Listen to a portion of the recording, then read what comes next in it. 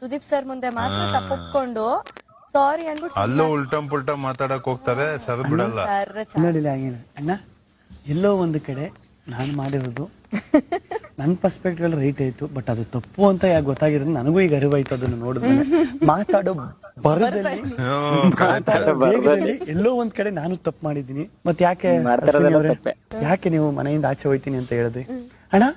ಎಲ್ಲೋ ಒಂದ್ ಕಡೆ ನಾನು ಮನೆಯಿಂದ ಆಚೆ ನನಗೆ ರಿಗ್ರೆಟ್ ಫೀಲ್ ಆಯ್ತಾಯ್ತು ಅಣ್ಣ. ಅದು ನನಗೆ ಬ್ಯಾಕ್ ಪೇನ್ ಇದ್ದಿದ್ರಿಂದ ನಾನು ಮನೆಯಿಂದ ಆಚೆಗೆ ಹೋಗಿ ಸರ್ಜರಿ ಮಾಡಿಸ್ಕೊ ಬರ್ಬೇಕು ಅಂತಂದಿದ್ದೆ.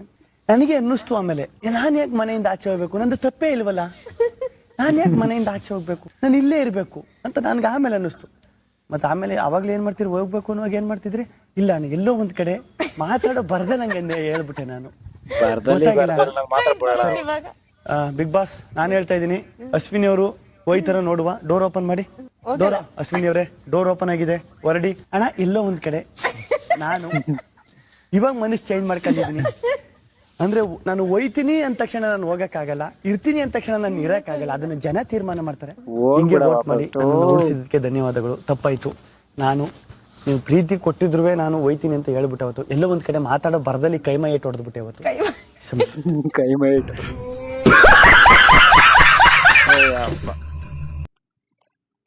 ಅವಳಂತೂ ಯಾವ್ದೇ ಕಾರಣಕ್ಕೂ ತಪ್ಪು ಅಂತ ಒಪ್ಕೊಳ್ಳಲ್ಲ. ಅವಳು ಮಾಡಿದ್ಯಾ ರೈಟು. ಅದ್ರ ನಮ್ಮ ಸುದೀಪ್ ಸರ್ ಹಂಗೆ ಅವ್ರೆ, ಊರೆಲ್ಲ ಹೇಳ್ತಾರೆ ಅವ್ರು ಯಾವ ಚಿಕ್ಕ ಚಿಕ್ಕ ಹುಡುಗರ ಮೇಲೆ. ಪಾಪ ಕಾಕ್ರೋಚ್ ಸುದಿಯಣ್ಣ ಬರೀ ಕಣ್ಣಲ್ಲೇ ನಡ್ಸ್ಬಿಟ್ಟರು. ಇವಳನ್ನ ಏನೋ ಮಾಡಕ್ಕಾಯ್ತಲ್ಲ, ಒಂದು ಮಾತಾಡಕ್ಕಾಯ್ತದೆ. ಎಷ್ಟು ಟ್ರೋಲ್ ಆಯ್ತೈತೆ, ಎಷ್ಟು ವಿಡಿಯೋಸ್ಗಳು ಬರ್ತಾಯಿದ್ದಾವೆ, ಮಾತಾಡ್ತಾ ಇಲ್ಲ ಅವಳ ಬಗ್ಗೆ ಅಂತ. ಅದ್ರ ಈ ಸಲ ಈ ವಾರ ಅಂತೂ ಮಾತಾಡಕ್ ಬೇಕು. ಈ ವಾರ ಅಂತೂ ಒಳ್ಳೆ ಕಂಟೆಂಟು, ಒಳ್ಳೆ ಬೈಬೇಕು, ಒಳ್ಳೆ ವಿಷಯಗಳು ಸಿಕ್ಕಿದಾವೆ. ಈ ವಾರನು ಬೈದಿಲ್ಲ ಅಂದ್ರೆ ಸುದೀಪ್ ಸರ್ ಏನೋ ಮಿಸ್ ಹೊಡಿತಿದೆ ಅಂತಾನೆ ಅರ್ಥ. ಊರೆಲ್ಲ ಒಂದ್ ನ್ಯಾಯ, ಅವಳಿಗೊಬ್ಬಳಿಗೊಂದು ನ್ಯಾಯ ಆಗ್ಬಾರ್ದು. ಅವಳೇನು ಮ್ಯಾಲಿಂದ ಊರಿಲ್ಲ, ಅವ್ನಿಗೆ ಏನ್ ಬಡವ್ರಿಗೇನು ನ್ಯಾಯ ಕೊಡ್ಸಿಲ್ಲ. ಹೋರಾಟ ಮಾಡಿ ಅವ್ರ ಬೆಳೆ ಬೇಯಿಸ್ಕೊಂಡವ್ರೆ. ಹೋರಾಟ ಮಾಡಿ ಆದ್ರೆ ಆಕ್ಟಿಂಗ್ ಮಾಡಿ 100 ಪಿಕ್ಚರ್ ಅಂತ.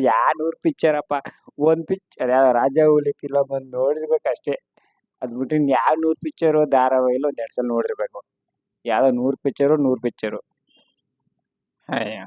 ಪಾಪ ಕನ್ನಡ ಇಂಡಸ್ಟ್ರಿ ಕಷ್ಟಪಟ್ಟು ಮೇಲೆತ್ತವ್ರು ಹಿಂಗೆ ಹೇಳಲ್ಲ, ನಾನು ಮಾಡಿದೆ 100 ಪಿಕ್ಚರು ಅಂತ. 100 ಪಿಕ್ಚರ್ ಮಾಡೋದಲ್ಲ ದೊಡ್ಡ ವಿಷಯ. 100 ಜನ ಬದುಕೋಬೇಕು ನಿನ್ನ ಹೆಸರು ಹೇಳ್ಕೊಂಡು. 100 ಜನ ಒಳ್ಳೇದು ಮಾತಾಡ್ಬೇಕು ನಿನ್ನ ವ್ಯಕ್ತಿತ್ವದ ಬಗ್ಗೆ, ಅದು ದೊಡ್ಡ ವಿಷಯ. 1000 ಪಿಕ್ಚರ್ ಮಾಡ್ತಾರೆ.